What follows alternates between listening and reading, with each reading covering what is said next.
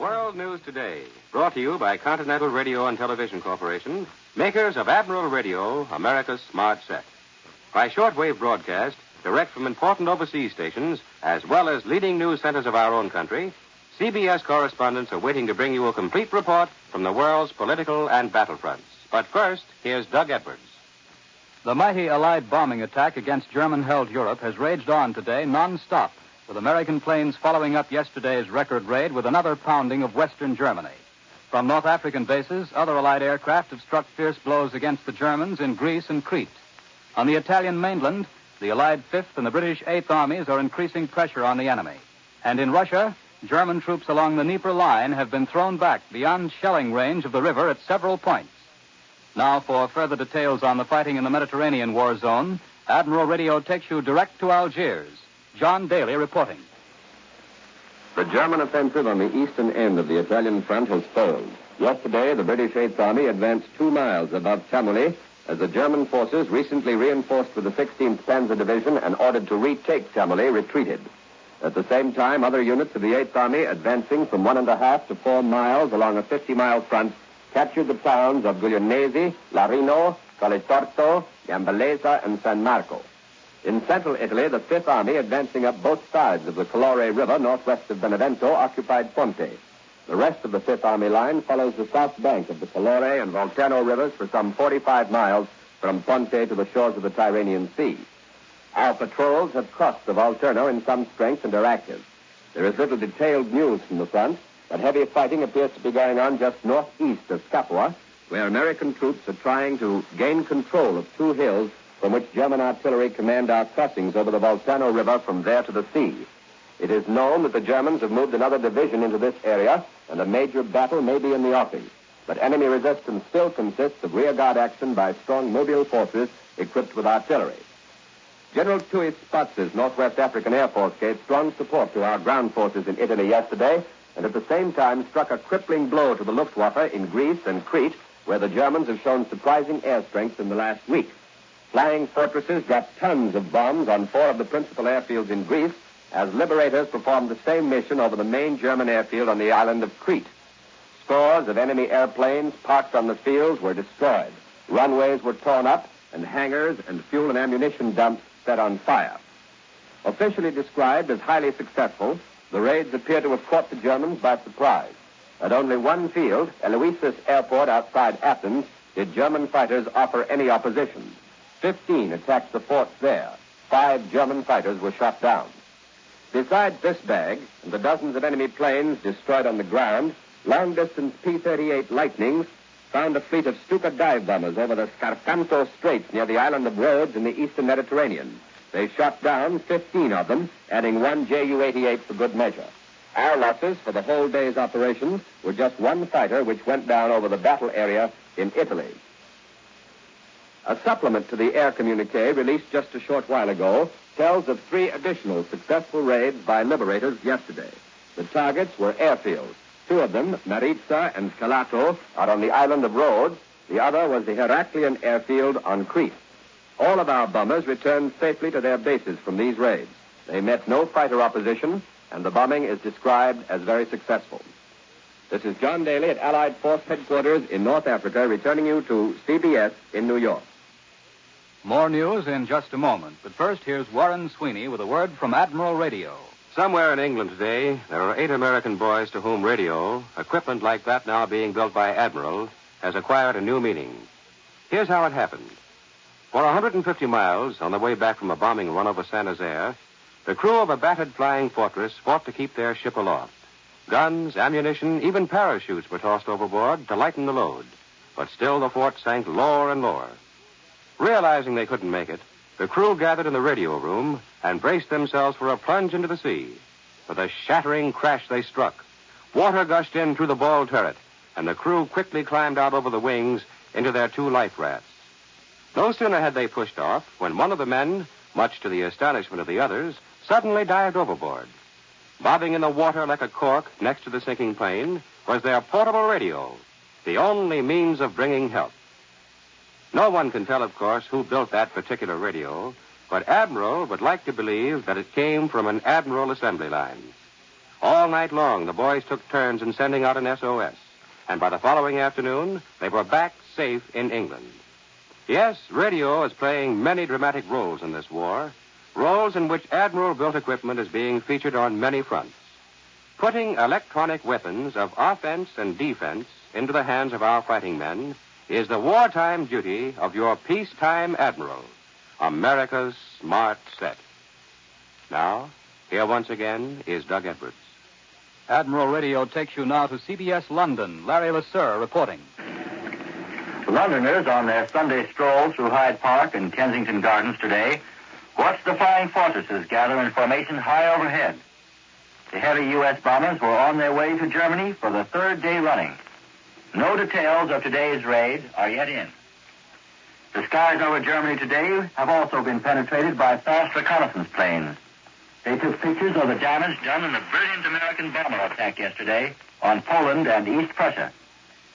The newly developed pictures show that yesterday the flying fortresses scored a great victory over their enemies, the high-flying Focke-Wulf 190s, both in the air and on the ground. For 91 German fighters were downed yesterday trying to protect their assembly plant at Marienburg. And today photographs show that the forts completely wrecked the huge factory where one-half of all the Focke-Wulf fighters made in Germany were assembled. Smoke screens still obscured the German naval base at Gdynia when reconnaissance planes went over today. But through the veil of smoke, it could be seen that yesterday's attack damaged a German liner and set 3 other ships afire. On the British home front, the chief subject of debate this week has been the question whether Britain should keep its people regimented after the war in order to aid economic recovery. Just in case some persons may think regimentation or labor mobilization, as it's called here, has not been as serious in Britain as it has been in the totalitarian states, some figures were released today. They show that the Ministry of Labor has prosecuted no less than 12,000 persons who refused to go to work where they were sent. In most cases, the magistrates imposed fines on these sturdy individualists, but at least 1,000 men were sent to prison. 128 women also went there. There has been talk that women who refuse to work be examined by psychologists. But one English magistrate said today that these were only good-time girls anyway, and to put psychologists onto them was not only unnecessary, but a lot of rubbish. And now back to New York and Doug Edwards. Allied planes continue to attack German airfields in the Balkans. For the latest developments in the Middle East, Admiral Radio takes you to CBS Cairo. James Fleming reporting. There are ships that inspire a lasting affection among the people for whom they sail. Such a craft was the Queen Olga, a Greek destroyer with a memorable war record. She sailed for 72,000 miles since the fall of Greece, continuing the fight against the Nazi spoilers of her homeland. Last January, in company with 5 British destroyers, she helped destroy 13 enemy vessels. And at many other crucial moments in the Mediterranean, the Queen Olga pitched in to bombard enemy ammunition dumps, supply columns, and batteries. Today in Cairo, Alexandria, and in Greece, there's a great sadness. For the Queen Olga is no more. The mascot of the valiant Greek Navy, the good luck ship as she was called, has been sunk by enemy action. Her captain was killed by the spray of machine gun bullets that covered the bridge of his vessel. He and his 2 members who died with him have been buried at sea. Buried in the Greek waters they fought to defend. But the war in the eastern Mediterranean goes on. Last night, Allied bombers went after enemy shipping in the vicinity of Kos Island in the Dodecanese. A medium-sized cargo ship was hit and left smoking, and an escort vessel was successfully attacked. No Allied aircraft is missing from these operations. Broadcasting from Cairo this week to his countrymen in Yugoslavia, young King Peter, who now makes his headquarters here, urged the dissident Greeks within his homeland to refrain from internal struggle, and said that he was saddened by an insufficient harmony among Yugoslavs both within his country and abroad. But whatever their parochial differences, the Yugoslav patriot fighters continue to offer large-scale resistance to the Germans in the Balkans.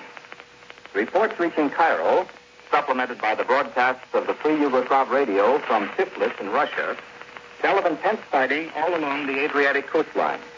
Important railway lines between Austria and Italy, now more than ever important to the Germans, have nearly all been cut. The Nazi forces on the Istrian Peninsula that's the piece of land jutting out from Trieste and Fiume, are now isolated as a result of this guerrilla resistance. The Nazi method of fighting back is to send daily 6-bomber sorties against defenseless villages. Unable to meet the Yugoslav soldiers, they take their reprisals against the civilian population. This is James Fleming in Cairo. I return you now to New York and Doug Edwards. And now for news on the home front, Admiral Radio takes you to CBS Washington. Robert Lewis reporting. The suggestion is being made here today that a joint House-Senate committee be established to keep Congress in touch with the administration's post-war plans. Unless some sort of a middleman group is set up, Representative Dirksen says, the end of the war will come and will be called upon to wrestle with international plans and policies about which we know little or nothing. Congress this coming week also will have several other highly controversial subjects up for debate. The bipartisan attack against the administration's tax proposals is expected to continue, but no major opposition is expected on a bill calling for increased allowances for the families of fathers in the armed services. And last night, Torpedo Squadron 8, which put up such a gallant fight during the Battle of Midway, came back in the news. The Navy Department announced that this already famous aerial squadron had received a second Presidential Unit citation for its outstanding performance in another theater of operations. The award was given to Torpedo 8 as a part of the 1st Division of the United States Marines Reinforced. They were cited for their outstanding gallantry and determination in pressing home the invasion of Guadalcanal, which started last year on August 7th. Torpedo 8, previous to that time, had won its first citation for its action in the Battle of Midway. In that action, all 15 planes of the group which were operating from the carrier Hornet were lost.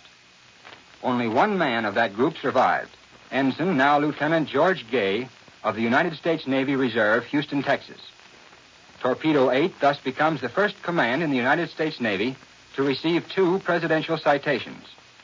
And in announcing this most unusual recognition, the Navy also revealed that a new group has been commissioned which will carry on the famous name of the 8th. Here at our CBS microphone is a member of that first group. He was that sole survivor of the attack at Midway. And Lieutenant George Gay, what would you like to say to the new Torpedo Squadron 8? What I'd like to tell them most is that the old bunch of the original squadron would welcome the opportunity that the new ones are going to get. We were fighting a defensive war at Midway, and the group that operated on Guadalcanal, while supporting the landing operations, also were dealing primarily with the question of keeping the Japs from coming back. To the new 8th, then, they'll probably get that chance that we would have welcomed, a chance to go on the offensive and carry the fight to the Japs. That is when the fight will really begin. Well, in other words, Lieutenant Gay, that's when Squadron 8 will be able to carry out its motto and attack. That's right. And that's what we did when we saw the Japs at Midway. What happened to you after you were fished out of the water following that attack? Well, I came back to Hawaii and was in the hospital for a while, just long enough to miss the group that went to Guadalcanal. That group, incidentally, was really part of the original squadron. When the war broke out, we were all in Norfolk. We received orders to go to sea, but we had nothing but some old planes. We were expecting some new ones, and about half of the squadron was left behind to fly them out to the ship when they were received. It was this group which, for the most part, missed the action at Midway, but then went down to the Solomons, where for 14 weeks they helped hold the Japs during the darkest days of that campaign. During that time, they were officially credited with 40 attack missions. Among other things, they hit with torpedoes 1 Jap battleship, 5 heavy and 4 light cruisers, 1 destroyer, and 2 aircraft carriers. That group was finally relieved.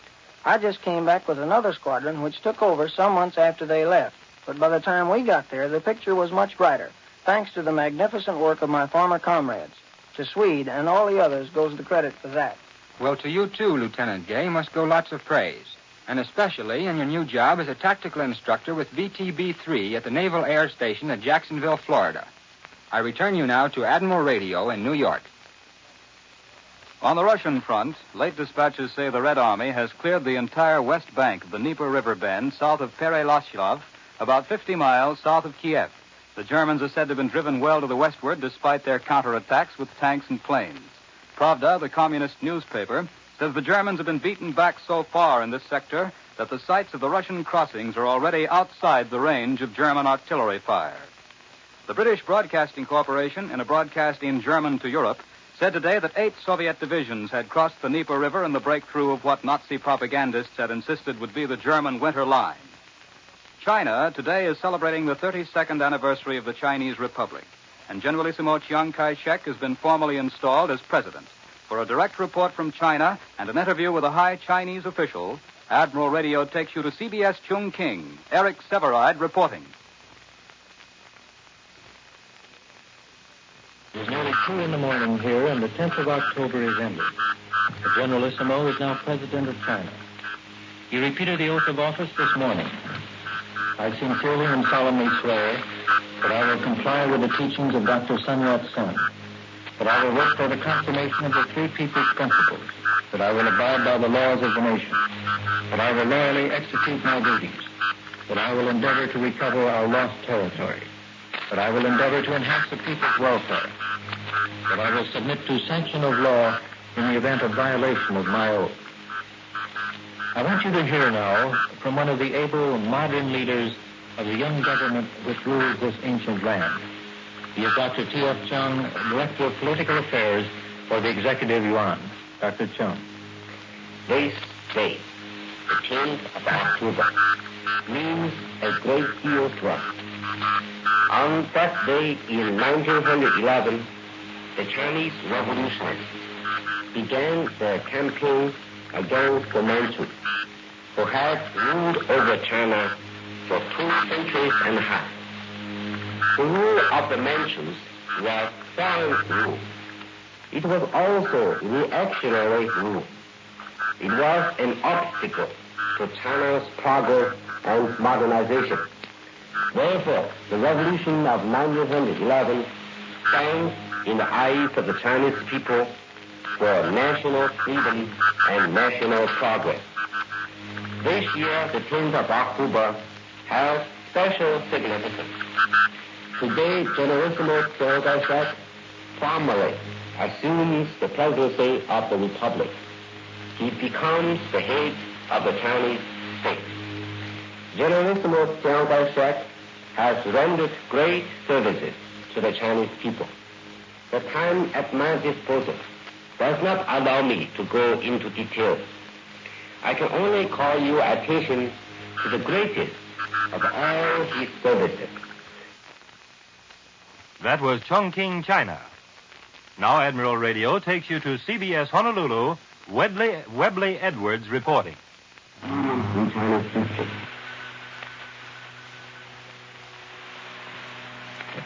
The weight of the offensive action against the Japanese has definitely shifted from the south and southwest to the central Pacific.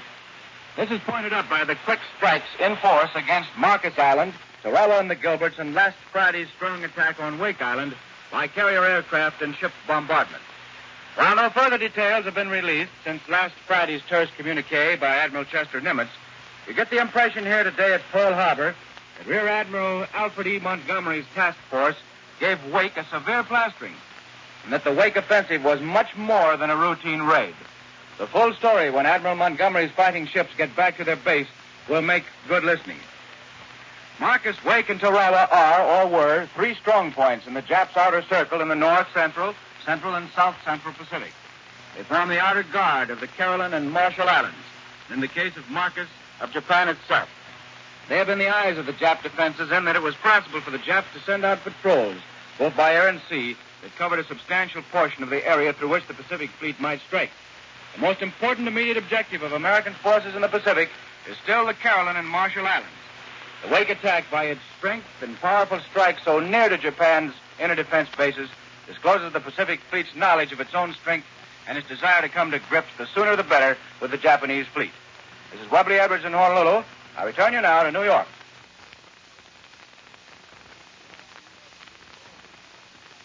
Here in our New York studio to discuss the general situation in the Pacific is Columbia's military analyst, Major George Fielding Elliott.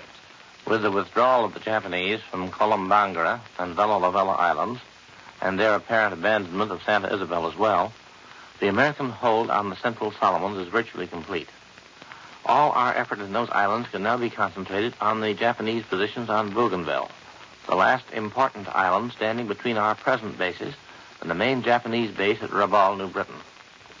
Meanwhile, on New Guinea, Australian troops are reported moving overland toward the Japanese staging point at Madang on the north coast, and further amphibious moves such as those which brought about the fall of Lai, Salomao, and Finchhafen, are a possibility of the immediate future. The advantage to be gained here is apparent from the nature of the Japanese position on New Britain. The big Japanese garrison there can be supplied only by sea. It has proven too expensive to supply it directly from Japan, straight down through the Mariana and Caroline Islands by way of Guam and Truk.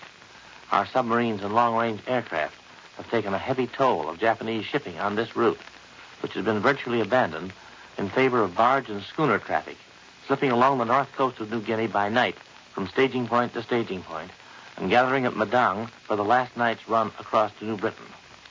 If Madang falls into the hands of General MacArthur's forces, the Japanese will be thrown back on Wewak, and the length of that last night's dangerous run will be greatly increased. Indeed, once we can establish our aircraft and light surface patrols at Madang, we can almost put a stop to the barge traffic altogether. The Japanese must then accept the virtual isolation of Rabaul, or they must return to their old and expensive plan of supplying that base by ocean convoys. This will be especially embarrassing to them at this moment, because an Allied attack on Burma seems to be impending. Burma, too, can be supplied from Japan only by sea, and the run from Japanese ports to Rangoon is the longest sea route which Japanese shipping must follow. Thus again we're reminded we are fighting a global war, and that each move we make affects every other.